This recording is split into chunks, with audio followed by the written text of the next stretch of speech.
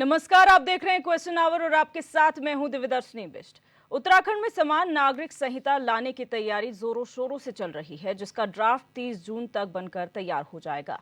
एक मजबूत ड्राफ्ट बनाने के लिए विशेषज्ञ समिति की ओर से जनसंवाद कार्यक्रम आयोजित किया गया, जिसमें लिव इन रिलेशनशिप, महिलाओं के अधिकार, समलैंगिक विवाह, तलाक और संपत्ति के अधिकार जैसे मुद्दे छाए रहे। समिति की अध्यक्ष सुप्रीम कोर्ट की सेवानिवृत्त न्यायाधीश न्यायमूर्ति रंजना देसाई ने कहा कि सभी सुझावों पर विचार करते हुए ड्राफ्ट तैयार किया जाएगा। आपको बता दें कि जनसंवाद में करीब 350 लोगों ने अपने विचार साझा किए हैं।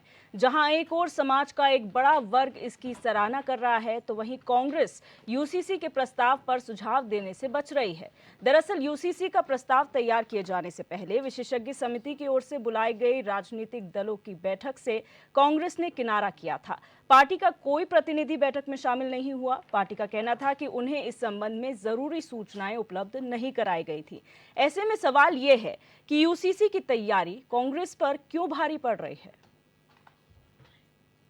तो आपको बता दें कि ये जो यूसीसी का ड्राफ्ट तैयार करने की बात कही जा रही है, इसको लेकर जनसंवाद किया गया है।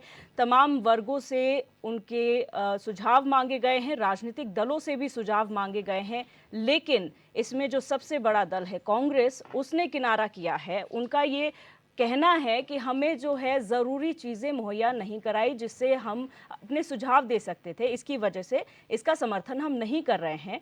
और पार्टी ने राजनीतिक दलों की बैठक से किनारा कर लिया और इस पर कुछ भी नहीं बोला जा रहा है। लेकिन ये बहुत बड़ा प्रश्न है कि आखिर यूसीसी जो इतना बड़ा मुद्दा है इस प्रदेश के लिए, पूरे देश के लिए, जहां पर समान नागरिकता कानून की बात कही जा रही है, उससे कोई भी अपना पल्ला कैसे झाड़ सकता है, चाहे वो कांग्रेस हो या कोई अन्य दल। और कांग्रेस तो एक बड़ी राजनीतिक पार्टी है और देश की राजनीति में अहम हिस्सेदारी निभा चुकी है। ऐसे में अगर कोई भी वर्ग अपना हिस्सा या अपनी जिम्मेदारी से पीछे हटेगा तो शायद कहीं ना कहीं आगे चलकर परेशानियां हो सकती हैं। लेकिन यहाँ पर सरकार जो है प्रतिबद्ध है पूरी तरीके से कि यूसीसी लागू किया जाएगा, क्योंकि 2022 में धामी सरकार ने पहली कैबिनेट मीटिंग में ये साफ कर दिया था कि इस प्रदेश में यूनिफॉर्म सिविल कोड लागू किया जाएगा, जिसके लिए समिति बनाई गई है और तैयारियां की जा रही हैं, सुझाव मांगे जा रहे हैं।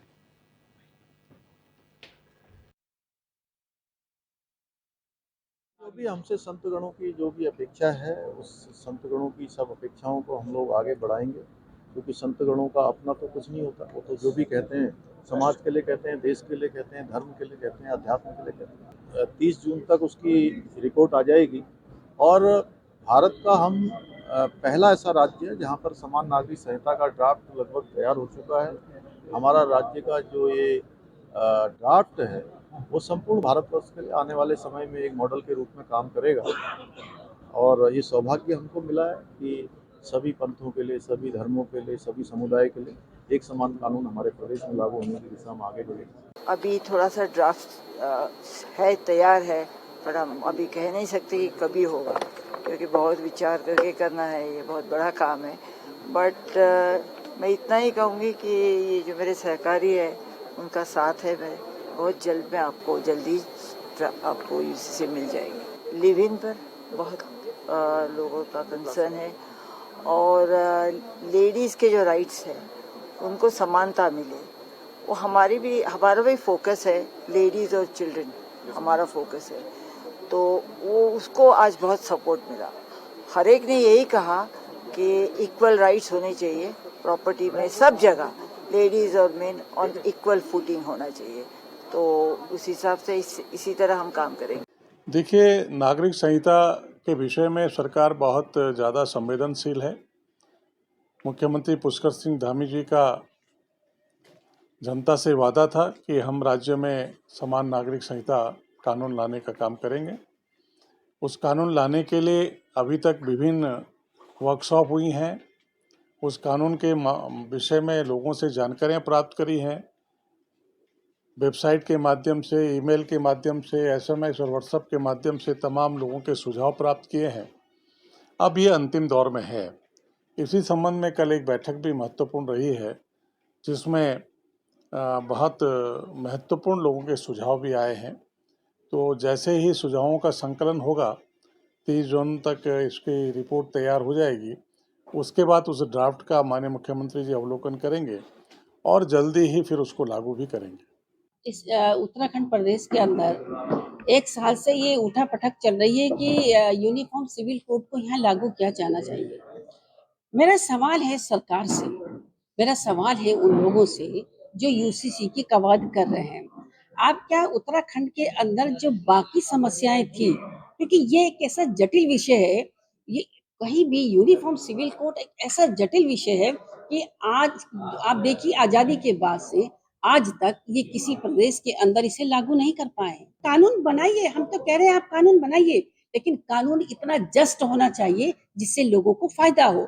वो कानून बना के इस जो यूसीसी के लिए लॉ कमीशन ने अपनी रिपोर्ट दी थी 2018 में और जस्टिस चौहान की जो अध्यक्ष थे लॉ कमीशन के, उन्होंने साफ कहा था कि यूसीसी की इस देश के अंदर कोई ज़रूरत नहीं है। इस देखिए लागू होना चाहिए, 100% लागू होना चाहिए। मैं इसके पूरे समर्थन में हूँ, मगर जैसे मैंने एक सजेशन दिया, मेरे दिमाग में बहुत दिन से था, वो सजेशन का किसी ने जिक्र नहीं किया कि आप एक चॉइस दीजिए। भाई मैं अनकंफर्टेबल फील कर रहा हूँ, मैं थ्रेटन फील कर रहा हूँ, मैं अनएजुकेटेड मुस्लिम हूँ, मैं थ्रेटन फील कर रहा हूँ कि यार मेरा क्या होगा? क्या ये कानून मुझे दबाने के लिए या मुझे बर्बाद करने के लिए बन रहा है? तो उसको कॉन्फिडेंस देने के लिए आप करिए यार कौन तुम्हें दबा रहा है? तुम्हें हम चॉइस दे रहे हैं कि तुम अब या तो अपना फॉलो कर लो। अगर तुम्हारा एक भी मेंबर फैमिली का उस इस्लामिक लॉ से के साथ नहीं जाना चाहता तो आप कॉमन सिविल कोड पे आ जाओ, यूनिफॉर्म सिविल कोड पे आ जाओ, इंडियन मुल्क के कानून पे आ जाओ। तो एक सजेशन है। तो आज हम इसी मुद्दे पर चर्चा करेंगे कि आखिर यूनिफॉर्म सिविल कोड आना उत्तराखंड और देश के लिए कितना जरूरी है और कितना चैलेंजिंग ये हो सकता है सरकार के लिए, क्योंकि ड्राफ्ट अभी भी बन रहा है, लोगों से सुझाव लिए जा रहे हैं। हमारे साथ हमारे मेहमान जुड़ चुके चर्चा में, उनका इंट्रोडक्शन आपसे करा देते हैं। हमारे साथ दिगंबर नेगी हैं, भाजपा नेता जुड़ चुके हैं, शांतनु गौड़ अधिवक्ता हैं, प्रेम पंचोली वरिष्ठ पत्रकार हैं, शांति प्रसाद भज्जी यूकेडी प्रवक्ता हैं और डीके पाल आप प्रवक्ता। सभी मेहमानों का इस चर्चा में जुड़ने के लिए बहुत बहुत स्वागत है। सबसे पहले मैं आपके पास आऊंगी शांतनु गौड़ जी, क्योंकि ये एक कानून है और क्या मानते हैं यूसीसी क्यों जरूरी है, कितनी चैलेंजेस इस वक्त सरकार के सामने है यूसीसी लागू करने के लिए या सिर्फ ड्राफ्ट बनाने के लिए? देखिए, ये कोई डिस्कशन स्टार्ट करने से पहले हमें एक ये चीज़ समझनी पड़ेगी कि what is the difference between the law and codification.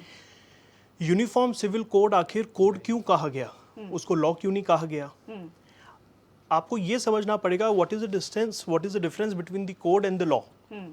Codification का मतलब ये होता है कि कोई भी सेट ऑफ लॉज जो एक दूसरे से जो मिलते हों, जुलते हों या कोई ना कोई उनमें कोई सिमिलैरिटी हो, उन सब सारे लॉज का codification. And that is what we are trying to do, that uniform civil code में जो पर्सनल लॉज हैं जो अलग अलग स्टेट्स में अलग अलग स्टेटस पे काम करते हैं, चाहे वो डेमोग्राफिक फीचर्स पे हो, चाहे वो सोशल स्टेटा फीचर्स पे हो, चाहे वो पर्सनल जो आपके कस्टमरीज लॉज हैं, यूसेजेस हैं, उसके बेस पे हो, उन सबको एक कोडिफिकेशन की एक प्रथा है जिसको एक हम बात करते हैं कि एक नेचुरल प्रोसेस है। If you talk about I being a social law student, so वहाँ पे एक ये प्रोसेस आता है कि जब भी आप एक सोसाइटी को सिविलाइज सोसाइटी की तरफ ले जा रहे होते हैं या एक स्टेट की तरफ ले जा रहे होते हैं, सो लॉ के कोडिफिकेशंस का एक नेचुरल प्रोसेस है। जैसे कि आपने एक आईपीसी देखा होगा जिसको हम इंडियन पिनल कोड कहते हैं, उसके अंदर भी है कि जितनी आपकी धाराएं, जितने आपके क्रिमिनल एक्ट्स हैं, उन सब को एक तरीके से उसको कोडिफाई किया गया। So that is the process which is known as uniform civil code. अब अपोजिशंस में और इसको फेवर करने वाले ही दोनों अलग अलग प्रांत हैं, but since the BJP has taken the task, तो इसलिए बिकॉज ये बीजेपी एक एजेंडा हो गया है, सो और जो पार्टीज हैं उसको कहीं ना कहीं उसको एक पॉलिटिकल दायरे से देख रहे हैं। But I feel that it is a natural process, one day or the later it has to happen.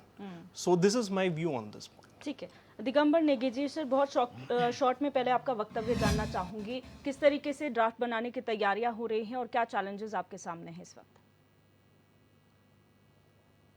Draft बनाने के लिए उत्तराखंड की पुष्कर सिंह धामी की सरकार कृत संकल्प है और इस राज्य की जनता को यूनिफॉर्म सिविल कोड के माध्यम से सभी नागरिकों को उनके अधिकारों को सुरक्षित करना और जो समाज का सबसे कमज़ोर, उपेक्षित और उत्पीड़ित वर्ग है उसको भी अधिकार दिलाने के लिए ये समान नागरिक संहिता का कानून उत्तराखंड में बनने जा रहा है। जी, शांति प्रसाद भट्ट जी, आपका वक्तव्य शॉर्ट में सर, पहले फिर चर्चा पे जाएंगे।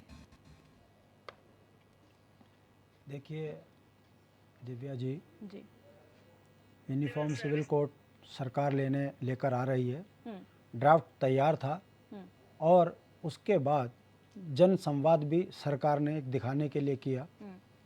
यहाँ तक सब कुछ ठीक है। हम्म। समाज की अगर मांग है तो निश्चित रूप से स्वागत योग्य कदम है, हम्म। पर कुछ सवाल हैं हम्म। जो आज हम अपनी जनता के बीच में जब हम पूछ रहे हैं तो जो जनता बोल रही है हम्म। उस पर भारतीय जनता पार्टी का चरित्र खुलकर सामने आ रहा है। जी। 23 वर्षों में जिन मूल अधिकारों के लिए इस राज्य की मांग हुई थी, हम्म। उस पर सरकार यदि एक कार्य कर रही होती जी। तो निश्चित रूप से हमें लगता कि नागरिकों के विकास को करते हुए, आम परिवार को समृद्ध करते हुए, बुनियादी चीज़ों में व्यक्ति मजबूत होते हुए अब अगला स्टेप इस तरीके का उठता तो निश्चित रूप से बहुत स्वागत योग्य एक कदम कहलाया जाता। अब कुछ सवाल हैं जिस पर सरकार जवाब देने से बच रही है। देखिए दिव्या जी, जी। इसी देश के अंदर अभी सुप्रीम कोर्ट ने लोकसभा और राज्यसभा का एक कानून जो ये साबित करवा दिया, उस कानून को पास कराकर कि इस देश के अंदर स्वर्ण दलित समाज के साथ अत्याचार और इतने अत्याचार करता आ रहा था है कि अब उस कानून में एक सख्ती लाकर एक संदेश सुप्रीम कोर्ट के माध्यम से और लोकसभा राज्यसभा के माध्यम से दिया गया है कि यदि कोई स्वर्ण का बच्चा किसी दलित समाज को, अल्पसंख्यक को, ओबीसी को यदि किसी जाति सूचक शब्द से कुछ बोलेगा तो पहले ट्रायल नहीं होगी, जांच नहीं होगी, सीधा पहले जेल, उसके बाद कार्रवाई। सोचिए यदि ऐसे कानून बनने लग गए तो देश का एक वर्ग देश की आजादी के बाद 75 वर्ष बाद अमृतकाल के दौर में यह एहसास कर रहा है क्या वह इस देश के अंदर किसी के साथ गलत कार्य कर रहा था कि आज कानून को सख्त करना पड़ा। खत्म करने दीजिए बात, अब आ जाइए इस कॉमन सिविल कोड की बात पर। अच्छी बात है, देश संविधान से चलता है और संविधान के अंदर आम नागरिकों को समान अधिकार मिलने चाहिए, गलत को सजा, सही को सही उसका मिलना चाहिए लाभ। अब आ जाइए, अब आप बताइए, मैं देवभूमि का व्यक्ति हूं, हमारी अपनी एक संस्कृति है, दो पति पत्नियों की जन्म पत्री मिलाना, शादी करना। अब अगर इसके माध्यम से आप लिविंग रिलेशन को ताकत दे दोगे, ठीक है, तो क्या गारंटी है कि 3 दिन के बाद यदि महिला ने आरोप लगा दिया तो बेचारा स्वर्ण तो वैसे ही मरा हुआ, वो तो जेल चला जाएगा। क्या समलैंगिकता को उत्तराखंड जैसे देवभूमि के अंदर स्वीकार्यता मिलनी चाहिए? इस पर सवाल खड़े होंगे। मैं ये विरोध की बात नहीं कर रहा हूं, मेरा कहने का मतलब है ये वो सवाल हैं जो कल जनता के बीच में उठेंगे और राजनीतिक लोग इसका जो है या तो लाभ लेंगे या विरोध करेंगे, जो भी बात होगी वो भविष्य के गर्भ में है। तीसरी बात, मेरे देखिए मैं खत्म कर रहा हूं, मैं ये कह रहा हूं मेरे कुछ अपने कस्टम हैं, जैसे गोवा में है, पुर्तगालियों को अधिकार दिए हुए हैं, उनके अपने सिस्टम है, नागालैंड है, मिजोरम है, वहां के अपने सिस्टम है। यदि कभी किसी के कल्चर के ऊपर इस कानून के तहत प्रतिबंध लगना तो मुझे लगता है पूरे देश के अंदर बवाल मच जाएगा। धामी सरकार को उत्तराखंड के बुनियादी चीजों पे काम करना चाहिए था। पहले रोजगार, राजधानी, 26 राज्य विरोधी संशोधन इन्हें खत्म करना चाहिए था, पलायन रोक देना चाहिए था। जिन बुनियादी चीजों के लिए इस राज्य की जनता तड़प रही है उस पर काम ना कर केवल राजनीतिक रोटी सेकने के लिए जबरन अगर इसको आप थोपने की बात करोगे, जनमत अगर नहीं तैयार होगा तो मुझे लगता है कहीं इसके पीछे कोई बड़ा बवाल ना खड़ा हो जाए। सरकार को इस तरह से भी देखना चाहिए। हाँ, कांग्रेस का बैठक से विरोध करना यह बताता है कि कांग्रेस ना राज्य के पक्ष में रही ना राष्ट्र के पक्ष में रही। कांग्रेस केवल राजनीतिक रोटी सेकने के कारण अपने आप को साइड करके उन्होंने बता दिया है कि ना तो आपको राज्य से प्यार है ना आपको देश से, आपको राजनीति से प्यार है। यह संदेश इस बैठक में नदारद रहकर कांग्रेस ने संदेश दिया है। डी के पाल जी, आपका वक्तव्य पहले शॉर्ट में जानना चाहूंगे क्योंकि समय फिर चर्चा का मिलता नहीं है। क्या समझते हैं यूसीसी आम आदमी पार्टी के लिहाज से, आप क्या इसको समर्थन देते हैं अपना, और क्या आप उस बैठक में गए थे जब राजनीतिक दलों से सुझाव मांगा गया था?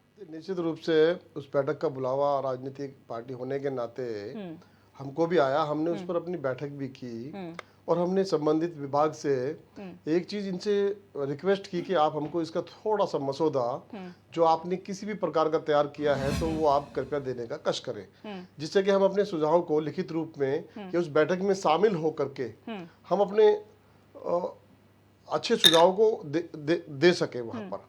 किंतु सरकार अवेयर नहीं है, सरकार के संबंधित विभाग जिससे हमने ये मांगा कि भाई आप ऐसा मसौदा जो तैयार हुआ है थोड़ा बहुत जो भी किया है आपने आप हमको दीजिए, तो सरकार इसके लिए तैयार नहीं है और ना ही मुझे लगता है अभी मसौदा ये तैयार है। सिर्फ और सिर्फ यूसीसी के माध्यम से जो कि पूरे देश में लागू होना था, भारत की सरकार ने इसको अपनी संसद में दिया है और उसके बाद प्रदेशों में लागू होना था और प्रदेशों के ऊपर छोड़ा है जो भारत की सरकार ने। ये बहुत दुर्भाग्यपूर्ण है। पहले तो ये भारत की सरकार के माध्यम से देश में लागू हो, वहां के संसद से लागू हो, वहां से लागू होना चाहिए।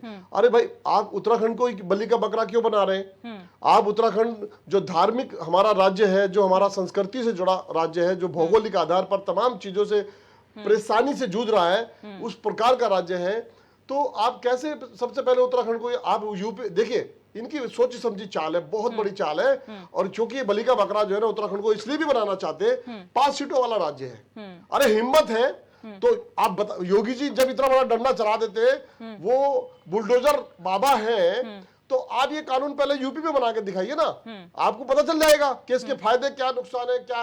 ये केवल और केवल देवभूमि को कलंकित करने वाला जैसा इनका व्यवहार हमें नजर आ रहा है, इसलिए हम नहीं गए वहां पर।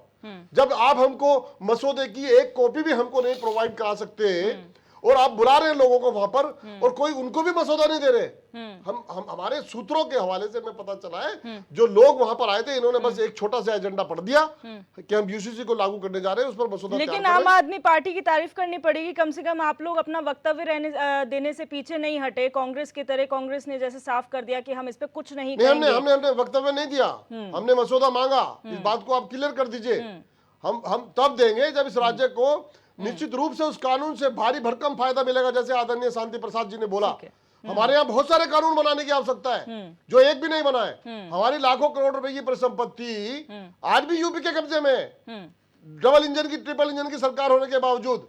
हमारे पास हमारी जो राज्य की सांस्कृतिक धरोहरें, 4 धाम है, उन पर हम श्राइन बोर्ड जैसे उस पर कोई कानून, कोई व्यवस्था नहीं बना पाए। निश्चित रूप से ये कोडिंग सिस्टम होगा, जैसे आदरणीय एडवोकेट महोदय ने भी बताया। लेकिन जो कानून उत्तराखंड के उज्जवल भविष्य के लिए बनने चाहिए, वो कानून नहीं हो पा रहे, नहीं बन पा रहे। आज यूसीसी के नाम पर केवल और केवल अलग तरह की चीजों को यहाँ बढ़ावा देने का काम कर रहे हैं। बल्कि मैं कहूंगा, ये भारतीय जनता पार्टी का, दिल्ली सरकार का, जो भारत की सरकार है, ये बलिदान के रूप में उत्तराखंड को बलिदानी के रूप में भारतीय जनता पार्टी के बैठकों में ये कहना चाहते हैं, बलिदान देने वाली कोई है, धामी जी है, धाकड़ धामी जी है, जिन्होंने बलिदान दिया। भले ही राज्य डूब जाए, भले ही राज्य की आर्थिक व्यवस्था खत्म हो जाए, भले ही यहाँ गृह युद्ध जैसा माहौल हो जाए, लेकिन इनको जिद हो गई है।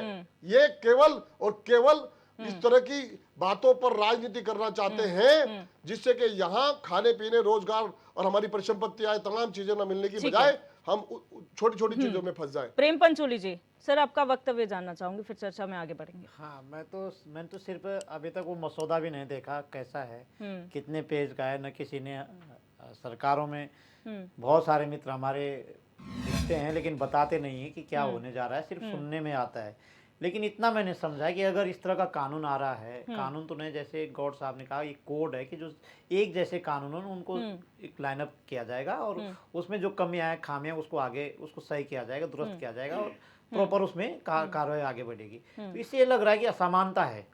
अगर हम समानता के लिए कानून कोई ला रहे हैं या कोई कोड ला रहे हैं, कोई बिल ला रहे हैं, तो सारी पार्टियों ने ये स्वीकार तो किया है। जिन्होंने विरोध भी किया है, विरोध का मतलब ये समझना चाहिए कि असमानता है इस देश के अंदर, इस प्रदेश के अंदर, तो ये आना चाहिए। लेकिन कैसा आना चाहिए, जरूरत क्या है, उस पे बात होनी चाहिए कि अभी हमें असमानता को खत्म करने के लिए हमें क्या क्या जरूरतें हैं। मैं अभी चंबा से आ रहा था और रास्ते में मुझे लगा कि बहुत साल हो गए थे कुंजापुरी मंदिर नहीं गया, तो मैं कुंजापुरी मंदिर गया। बाहर एक व्यक्ति ढोल बजा रहा था, तो मैंने उनको पूछा कि आपको जो अंदर मंदिर में इतनी भेंट जाती है, इसमें से कुछ आपको मिलता है? तो उसने कहा नहीं, ये मंदिर समिति कंडारी और भंडारियों का समिति है।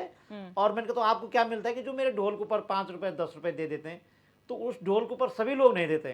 और उसने ये भी बताया कि वो बाहर क्या करता है कि जब उसको जरूरत होती है तो जो वहाँ नारियल चढ़ाते हैं देवी के पास, नारियल को तोड़ने का काम बाहर करता है, तो कोई 5 रुपए 10 रुपए उसको दे देता है। जब समानता हो तो जो समिति बनी हुई है वो बाकायदा उसको मान दे दे। यहाँ पर समानता होनी चाहिए, यहाँ पर समानता होनी चाहिए। यदि अंकिता कांड की रिपोर्ट बाहर आ गई है, वो खुलासा क्यों नहीं हो रहा है? यहाँ पे समानता आनी चाहिए। आपको बाबा साहब को पढ़ना चाहिए, संविधान जी के निर्माता हमारे बाबा साहब को पढ़ना चाहिए। उनको मरने से पहले उन्होंने बौद्ध धर्म अपनाया, तो वो समझने की जरूरत है कि क्या उनको भी कोई दिक्कत हुई है।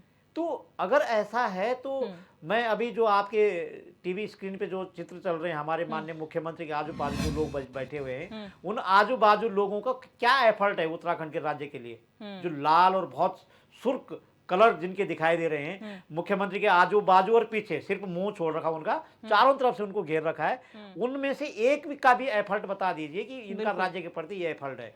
हम तो मैं तो लाला बाबा रामदेव जी का इसलिए उनका समर्थन करता हूं कि उन्होंने करके दिखाई एक चीज कि ऐसी दवाई बनती, वो चाहे अच्छी हो बुरी हो, लेकिन जितने भी वो अच्छे रंग आज मुख्यमंत्री के आजू बाजू दिखाई दे रहे, उससे मुझे बहुत बुरा लगता है। मैं एक पत्रकार के नाते कहता हूं कि उन सारे चेहरों के एफर्ट हमारे सामने अब तक नहीं आए। तो ये बड़ा दुख की बात है कि अगर ऐसा कानून आता है और ऐसे हमारे मुख्यमंत्री के जन सम्मान में लोग आते हैं, तो ये कानून क्या बनाएंगे? बिल्कुल, और इस ये कानून चर्चा नहीं में बना हम सकते। आगे पता भी नहीं बात चावल करेंगे। कितने रुपए किलो है। ये जितने रंगीन लोग मुख्यमंत्री के आजू बाजू बैठे, मैं कानून पे तभी बात करूंगा। ये एक भी व्यक्ति रंगीन कपड़े पहने हुए व्यक्ति बता दिए चावल कितने रुपए किलो है, हम मान जाएंगे। ये क्या कानून बनाएंगे? बिल्कुल दिगंबर नेगी जी, मैं आपसे जवाब लूंगी, लेकिन वक्त यहाँ हो चला एक छोटे से ब्रेक का। हमने वक्तव्य सभी के सुन लिए हैं और ये जानने की कोशिश की है कि चैलेंजेस कहाँ पर हैं और कहाँ पर सबसे ज्यादा काम करने की जरूरत है। ब्रेक के बाद भी हम लगातार चर्चा पर बने रहेंगे, आप बने रहिए हमारे साथ।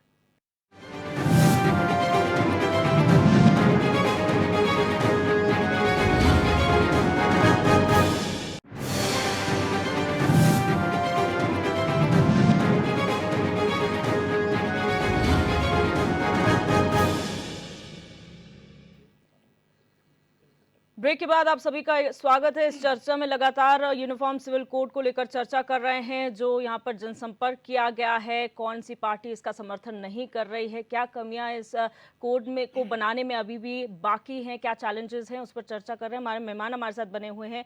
दिगंबर नेगी जी, आपके पास आऊंगी। आपने सभी के वक्तव्य सुने और कहीं ना कहीं उत्तराखंड के लिहाज से अगर बात की जाए तो ये बात निकल कर सामने आ रही कि इस वक्त उत्तराखंड के लिए शायद यूनिफॉर्म सिविल कोड लाना इतना जरूरी भी नहीं है। इस पर क्या कहेंगे आप? यूनिफॉर्म सिविल कोड लाना उत्तराखंड के लिए जरूरी क्यों नहीं है, मैं ये कहना चाहूँगा और अपने साथी मित्रों से भी पूछना चाहूँगा कि भाई आखिरकार अगर किसी प्रदेश में एक समान नागरिक अधिकार उस प्रदेश के नागरिकों को मिलने जा रहे हैं, उसके लिए सरकार प्रयासरत हो, जो संविधान निर्माता लोग हैं वो उसमें एक्टिव हों और सरकार केवल अपनी मंशा को नहीं थोप करके बल्कि उसके लिए जन संवाद का तरीका अपना रही है, डिबेट कर रही है, उसके लिए ओपन प्लेटफॉर्म सोशल मीडिया और डिजिटल मीडिया को पूरा उपयोग हो रहा है, फीडबैक लिया जा रहा है, पब्लिक फीडबैक लिया गया उसमें जी। तो हमारे साथी जो विपक्षी दल इस प्रदेश में काम कर रहे हैं उनको किस बात पे आपत्ति है और डिबेट से भागना ये कहीं भी बुद्धिमत्ता नहीं है। लेकिन चैलेंजेस नहीं है क्या आपके सामने? क्योंकि रिलीजियस सेंटिमेंट्स की अगर बात की जाए इस वक्त बहुत सेंसिटिव है इस देश में, प्रदेश में। रिलीजन की जहां तक आप बात करते हैं वहां पर कोई भी व्यक्ति जो है विचार रखने में इतना जल्दी तैयार नहीं होता है या बहुत सारे मन में संशय आते हैं। देखिए, ये भय दिखाना 70-75 साल का आज हिंदुस्तान का लोकतंत्रात्मक व्यवस्था हो गई है। आप स्वीकारते हो और लिविंग रिलेशन को? अभी आप सुन लीजिए पहले, जहाँ बात पहले जो मैडम ने प्रश्न पूछा उसका जवाब देने दीजिए मुझे। वहाँ पर रिलीजियस हार्मनी इतनी मजबूत है देश के अंदर कि देश निरंतर आगे बढ़ता जा रहा है और हम इस पे बार बार सवाल करके देश की एकता और अखंडता पे प्रश्न चिन्ह खड़ा करते हैं। नहीं सर, सवाल खड़े हमें इस करने इसलिए हार्मनी को जरूरी मजबूत करने की है, जरूरत है। सवाल खड़े इस करने इसलिए सामाजिक धार्मिक जरूरी तानेबाजी है को ताकि मजबूत करने बहुत की है। क्लैरिटी और आ सके इस मेरा बात पर। देखिए, मैं इसलिए कह रहा हूं कि मेरा बहुत स्पष्ट मानना है कि यूनिफॉर्म सिविल कोड सामाजिक हार्मोनी को, रिलीजियस हार्मोनी को और मजबूत करेगा। आप जब तक एक आदमी को बैसाखी देके चलाते रहेंगे तो बैसाखी छोड़ेगा ही नहीं।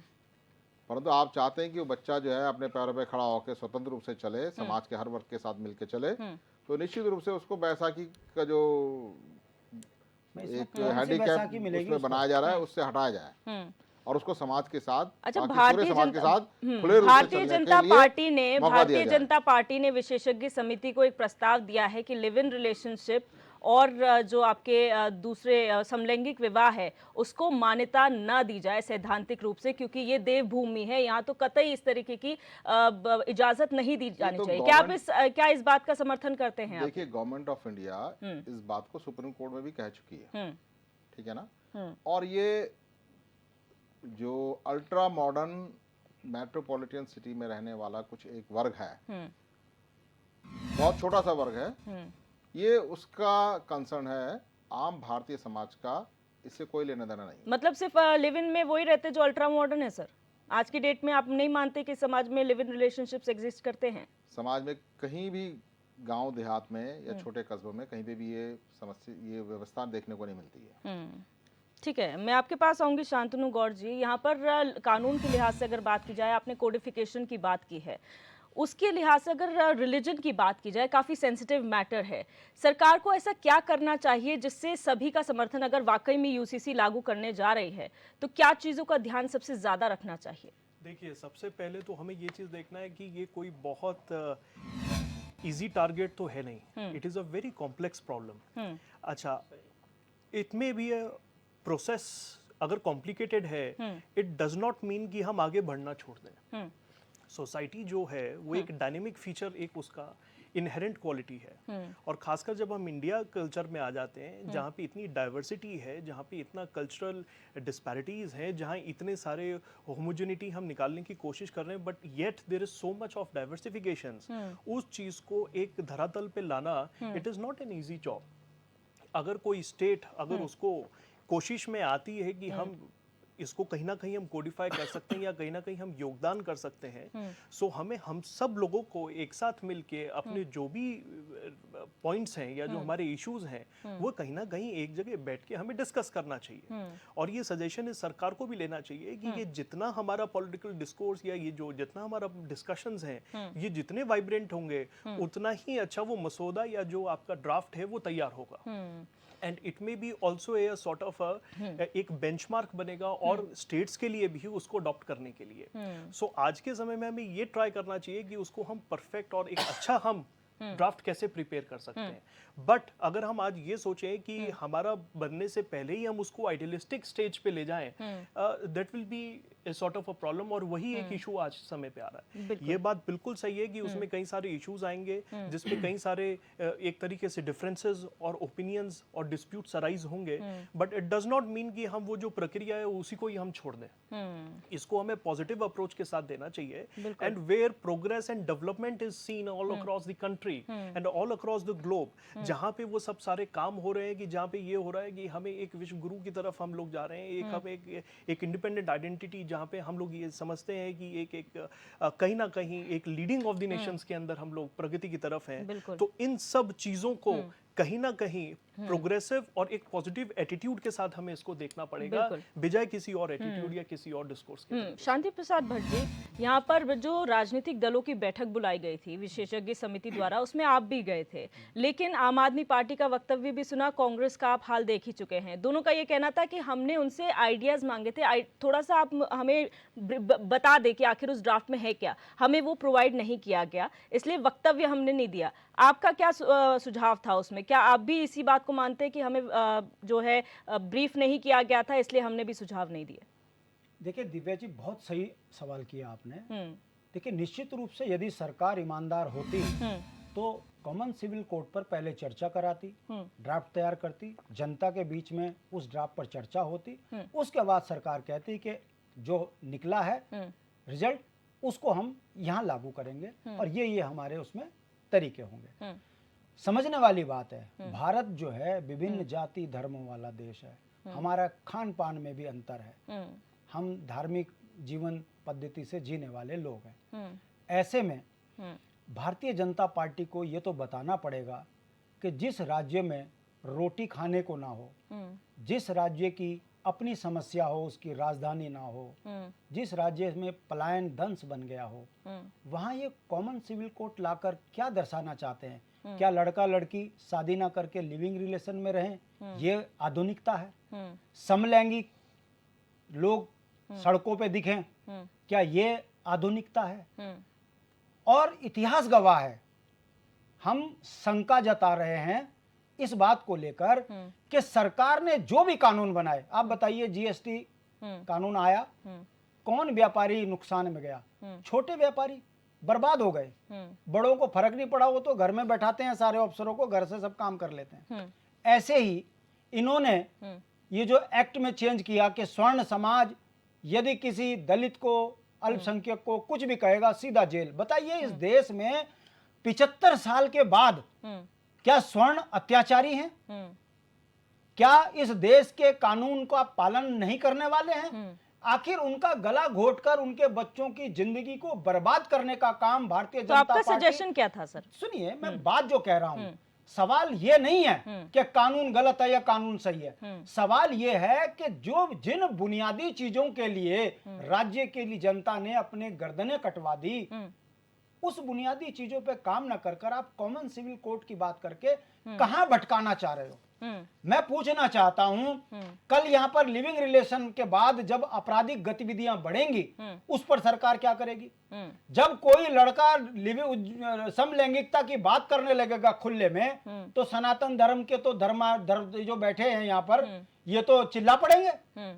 हमारे देवी देवताओं से आस्था अगर खत्म हो गई तो मैं इस कानून का क्यों जो है तारीफ करूं? मेरा कहने का मतलब है, सवाल ये नहीं है कि हम इसका विरोध करें या इसके पक्ष में हो। सवाल ये भी नहीं है कि कांग्रेस मैदान छोड़ के भाग गई। सवाल ये भी नहीं है कि आम आदमी पार्टी से लेके तमाम क्षेत्रीय सोच के व्यक्ति इससे बचते हुए दिख रहे हैं। सवाल राजनीतिक लाभ लेने का नहीं है। सवाल अस्तित्व पर यदि चोट होगी तो सवाल करना एक क्षेत्रीय दल के नेता होने के नाते हमारा बनता है। भारतीय जनता पार्टी इस कानून को लाने के लिए नौटंकी तो खूब कर रही है, मगर साथ में कह रही है कि समलैंगिकता हमारे धर्म में स्वीकार्य नहीं है, इसे नहीं आना चाहिए। जब तुम्हें पता है कि इसमें विवाद होना है, तो भाई आप ये विवादित बात कर क्यों रहे हो? इसके पीछे की मंशा ये है, जब ठग को सत्ता मिल जाती है तो रोज नए नए बातें कर जनता को ठगना उसको आता है। पिछले 9 वर्षों में और पिछली 2 सरकारों में हमने एक चीज महसूस करी कि जब हम अंकिता हत्याकांड की बात करते हैं तो जय श्री राम, जब हम उत्तराखंड में भ्रष्टाचार की बात करते हैं, प्रेमचंद अग्रवाल को जेल भेजने की बात करते हैं, तब ये लगते हैं कि कांग्रेस ने भी यही किया। जब हम इनको कहते हैं कि हमारे बुनियादी सवालों पर इंच मात्र काम नहीं हो रहा है, 64 लाख लोगों के लिए हमने राज्य मांगा था, 1,35,00,000 लोग यहाँ हमारी छाती पे बैठ गए, तो अब ये समान आचार संहिता लेकर आ रहे हैं समान। तो आप बोलिए ये 135 करोड़ हमारी जान पे चिपट जाएंगे, हम तो इनका कुछ नहीं कर पाएंगे। तो ये राज्य मांगा किसके लिए?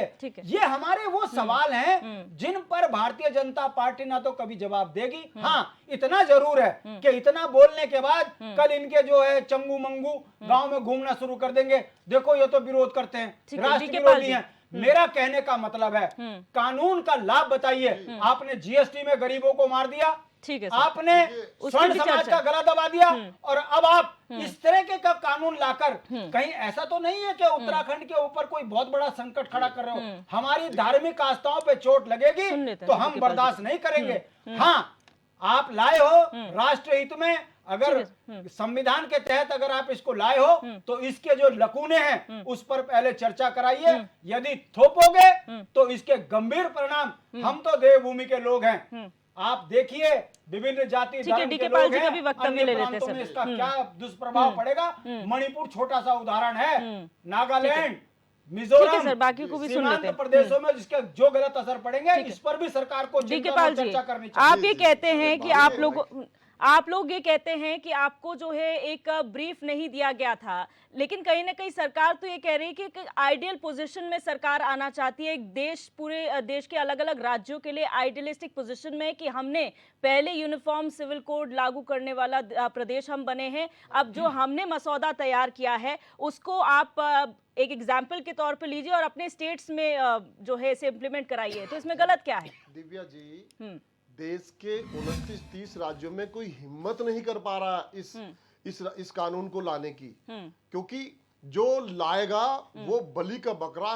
कहलाएगा नहीं, दिखेगा आपको। मैं समझना चाहता हूँ आदरणीय नेगी जी से, नेगी जी, क्या हमारी धार्मिक संस्कृति के अधीन होने वाली शादियां जो जिसमें 7 फेरे लिए जाते हैं या 5 फेरे लिए जाते हैं, क्या वो इस कानून के तहत बाधित नहीं होगी? क्या आप ये कहना चाहते हैं जब हम अमेरिका या लंदन में शादी करके अपनी वाइफ को वहां ले जाना चाहते हैं तो वो 7 फेरों वाली शादी को नहीं मानते, 5 फेरों वाली शादी को नहीं मानते, जब तक कोर्ट में साइन नहीं होगा और वो शादी का प्रमाण वो वहां पेश नहीं करेगा तब तक वो अपनी वाइफ को विदेश नहीं ले जा सकता? क्या उस प्रथा को, हमारी धार्मिक संस्कृति को खत्म करने के जैसा कानून है ये? मेरा सवाल है ये आपसे, क्योंकि आप तो कुछ बोल ही नहीं रहे। आप तो उत्तराखंड को बलि का बकरा होते हुए देख रहे हैं। हम कैसे देखें भाई? शांति प्रसाद जी कैसे देखें? इस राज्य के राज्य आंदोलनकारी लोग कैसे देखें? इसलिए हम सवाल कर रहे हैं बार बार। पाल साहब, हमारा विरोध नहीं है। नेगी जी, आप एक बात बताइए, पूरे देश में क्यों नहीं हो रही है लागू? मैं एग्जांपल देना चाहता हूँ। आपके जवाब का सवाल का जवाब ले लेते हैं। सवाल का जवाब भी देंगे, अभी रुकिए। आप ये बता दीजिए, गोवा के अंदर एक कानून है, उनका व्यवस्था है उनके अपने राज्य की, कि यदि एक व्यक्ति शादी करता है और 2 साल तक उसको बेटा नहीं होता तो वो दूसरी शादी करने के लिए कानूनन रेडी हो जाता है। क्या देश में जब लाएंगे तो आप गोवा के कानून को भी बदलेंगे इसको?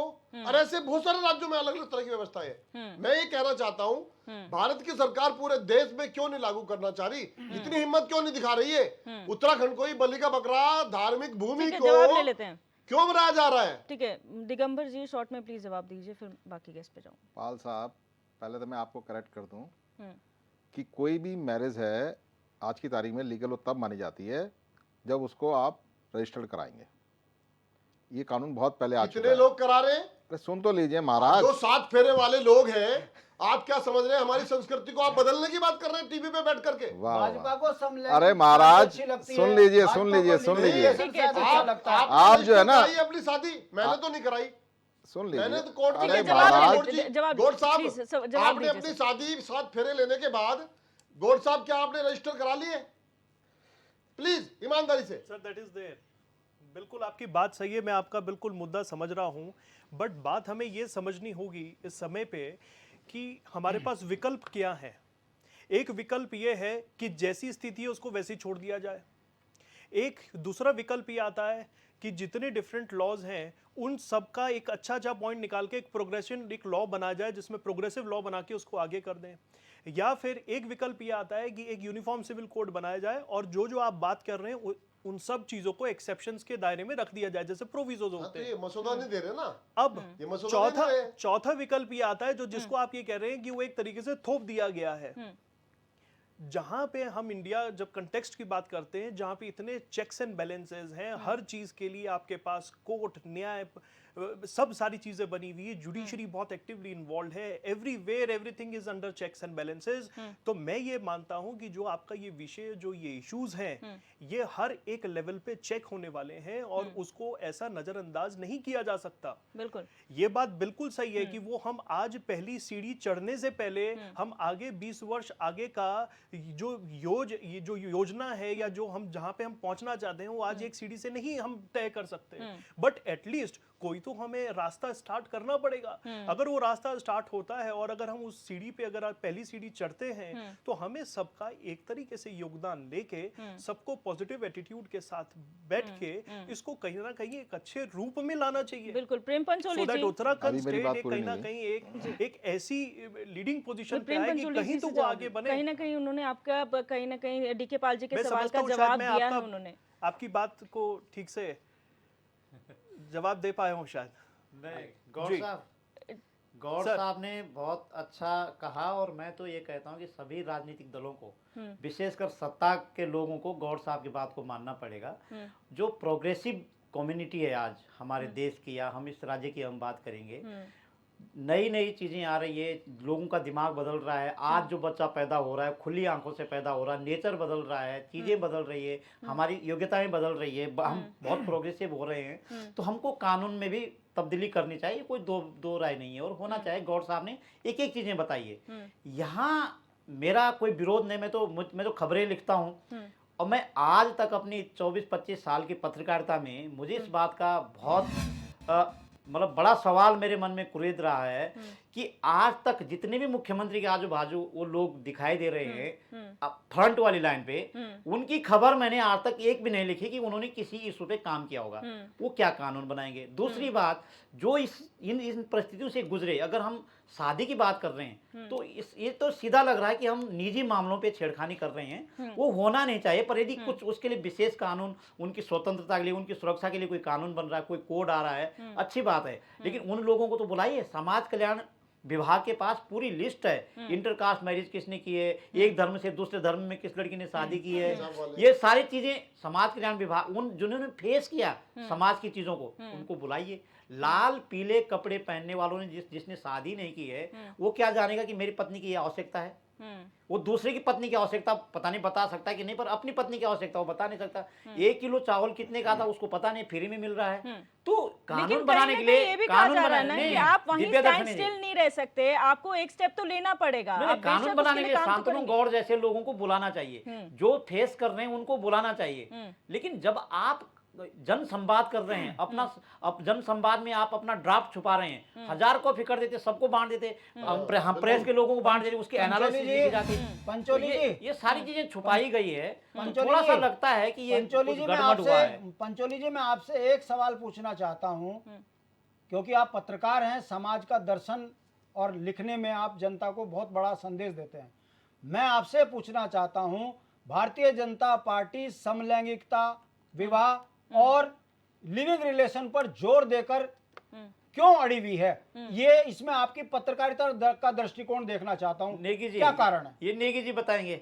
आप पत्रकार हैं, आप इस पर क्या लिखेंगे कि मैंने तो बता दिया कि हमें आवश्यकता क्या है। ऐसे रिश्तों को सनातन धर्म के अंदर क्यों महत्व दे रहे हैं? नहीं, देखो भट्ट जी, थोड़ी आपकी बात, अगर हम सनातन पार्टी तो ये कह रही है सर, भारतीय जनता पार्टी तो ये कह रही है कि आप इसको मत कीजिए, आप इसको तो ये जो है संवैधानिक मत मानिए, हटाइए ना। आप राज्य में कर रहे हो ना बात, भट्ट जी, आप राज्य में बात कर रहे हो ना, ये देश का कानून तो नहीं है ना, राज्य में लागू कर रहे हो, तो इस ड्राफ्ट से हटाइए इसको। देखो सनातन धर्म जब हम बात करते हैं, मतलब देवभूमि में काम करो और फिर उसके बाद संदेश पूरे देश में। सुनो, दिव्य दर्शन जब शादी की बात करते हैं ना, सनातन धर्म में जब कन्यादान होता था तो जो बरनारायण होता था, दूल्हा होता था, सिर मुंडवा करके नंगे पांव जाता था।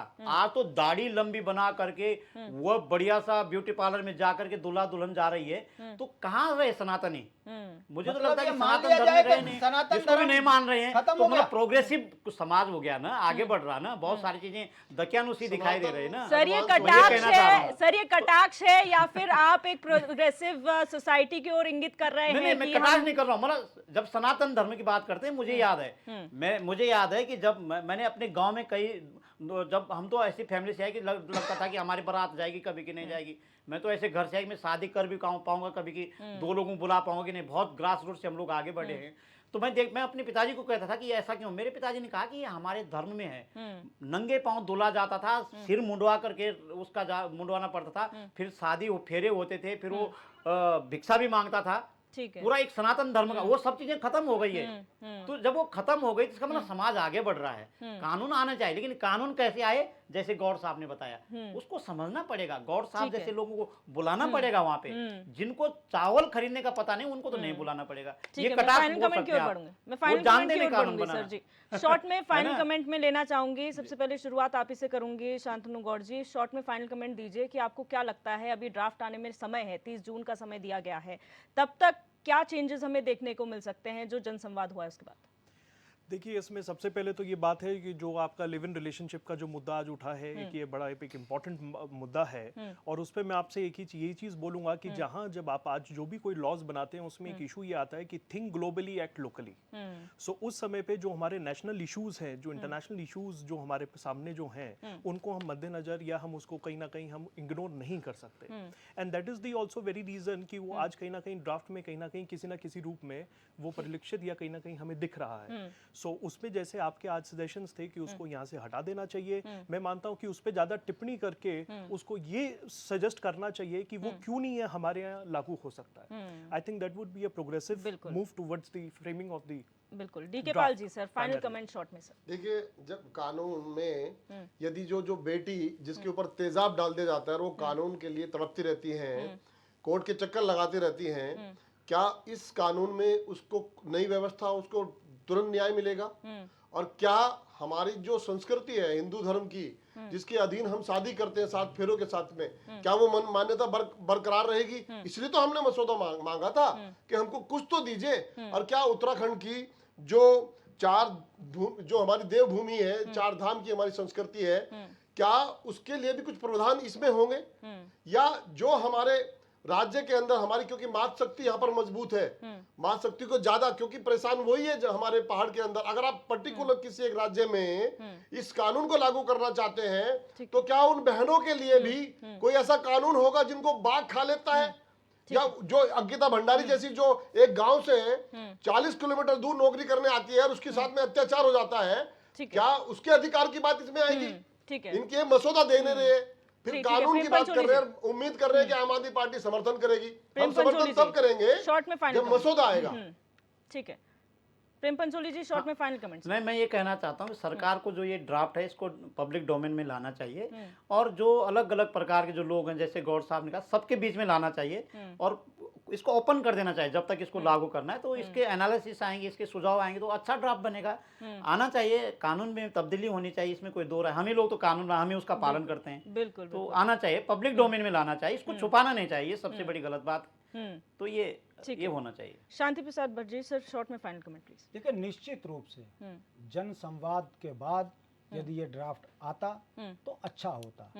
अंतर्राष्ट्रीय बाजार को देखकर, अंतर्राष्ट्रीय चीज़ों को देखकर यदि आप राज्य के अंदर इन चीज़ों को लागू करोगे, तो आपको ये भी देखना चाहिए कि अंतर्राष्ट्रीय बाजार में आम जनमानस को कितने लाभ मिल रहे हैं। अरे यहाँ 5 किलो राशन देकर सत्ता पाने वाले ऐसे कानून को लेकर आएंगे तो यहाँ सर फुटअव्वल हो जाएगी।